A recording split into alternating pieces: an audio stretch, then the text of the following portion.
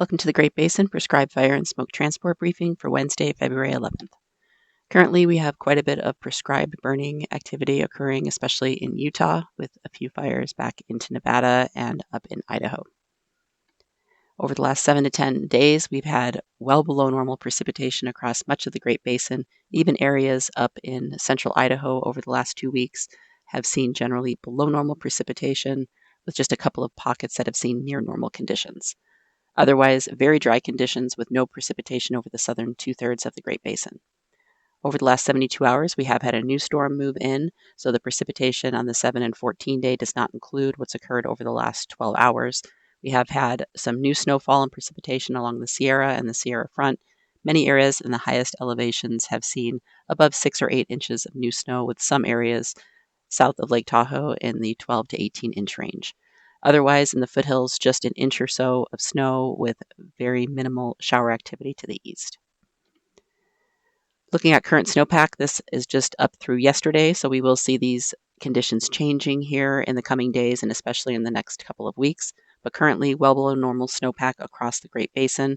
There are some areas up in the north, in central Idaho, and along the Sierra that are doing a little bit better than areas further east, but for the most part, still below normal.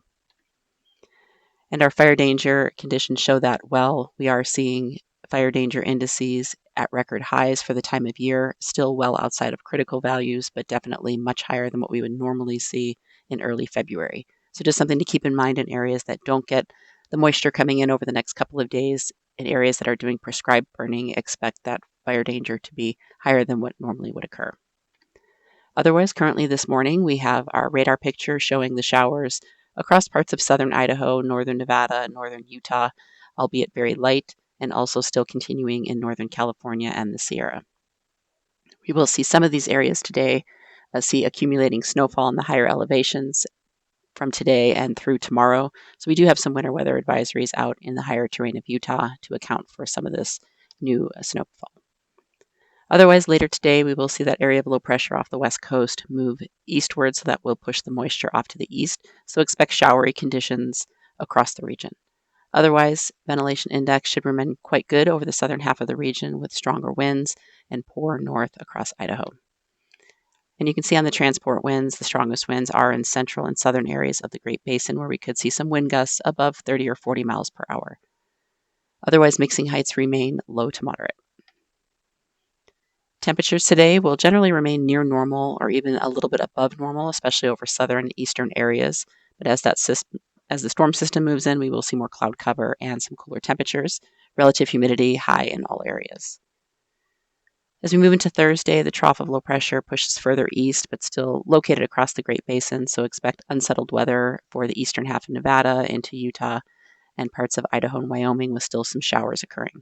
Otherwise, winds will be on the decrease, especially over the western half of the Great Basin, so expect poor dispersion across much of Nevada and Idaho, and somewhat better dispersion over southern Utah and the Arizona Strip with those gustier winds. And you can see some of those gusty winds on Thursday, definitely not as strong as what we'll see today, but breezy enough to keep dispersion and ventilation higher. We could see some gusts in the 20s to around 30 miles per hour. Otherwise, mixing heights higher over the southern half of the Great Basin and much lower north towards Idaho and Wyoming. Temperatures on Thursday will start to increase a couple of degrees over western areas as the drier air starts to move in, but still generally near normal for the time of year. Relative humidity will still remain high across the region, a little bit lower down across the Arizona Strip, but still above 20%. Moving into Friday, we will see weak ridging move into the western and northern side of the Great Basin, with the trough that's still very slow to move across the region, impacting northern Mexico into the southwest and Four Corners area. So still could see some showers on Friday in southern and eastern Utah.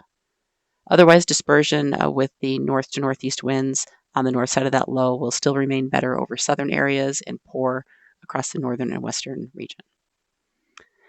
And on Friday, you can see those breezy winds still continuing over southern areas, much lighter in the north, and then low to high mixing heights generally from north to south across the region. Temperatures will continue to increase over the western half of the Great Basin, so a little bit above normal going into Friday, and those above normal temperatures will also continue in Idaho and Utah. Relative humidity remaining on the higher side. Friday will be a drier day, but we could see some showers start to return to parts of central Idaho later in the day. The 3-day forecast amount of precipitation, you can see many areas at least seeing some light amounts of precipitation over the next few days. The only exception being southern Nevada, where they'll likely stay on the drier side. But the heavier precipitation, or at least moderate precipitation, rather, again, the storm isn't bringing significant snowfall amounts, but we will see that new snowfall above 4 to 6 inches in parts of the Sierra and then into the higher terrain of Utah, eastern Idaho, and western Wyoming. As we move into Saturday, a deeper trough of low pressure is moving in off the west coast. This may push some showers into the northern areas across Idaho and Wyoming, but most of Nevada and Utah staying dry on Saturday. Then by Sunday and Monday is when we'll see the next system move in from the west coast, pushing that moisture into the Sierra initially, and then across the region as we go later in the day on Monday and into Tuesday. This storm looks to bring a little bit heavier precipitation than this first storm, so we are expecting greater amounts of new snowfall, especially in the higher elevations, and also some potential for some of the low elevations to see some snowfall as well. So the 7-day total precipitation, obviously quite a bit more in the 7-day total than the 3-day, especially in the Sierra, which again will probably be the winner with the most additions to the snowpack. We could see an additional 2 or 3 feet of snow or more going with that storm next week. And then the areas to the east, they'll see again much of that precipitation from this first storm, but will be somewhat showery with the second. So a kind of a blend for those areas.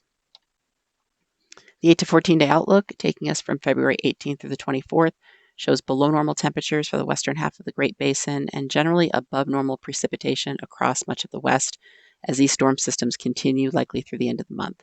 So we'll have our first storm this week and then followed up by the storm later in the weekend, early next week, and then potentially another storm later in the week or next weekend. So this wetter pattern definitely looks to continue through much of February. That concludes our webcast for today. Check back on Friday for the latest updates.